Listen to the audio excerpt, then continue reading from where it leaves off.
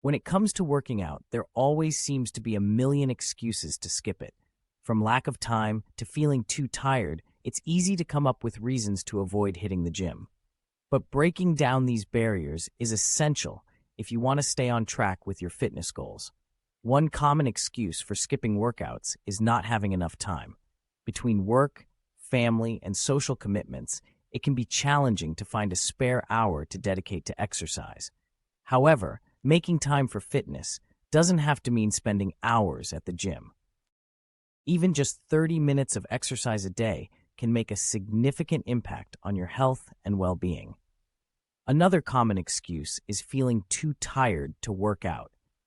While it's true that exercise can be physically demanding, it can also be a great way to boost your energy levels.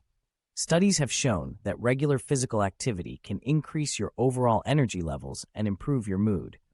So instead of using tiredness as an excuse to skip your workout, consider how exercise can actually help you feel more energized. Some people may also use the excuse of not knowing what to do at the gym as a reason to avoid working out. But with so many resources available, from fitness apps to online workout videos, there are plenty of options for finding a workout routine that works for you.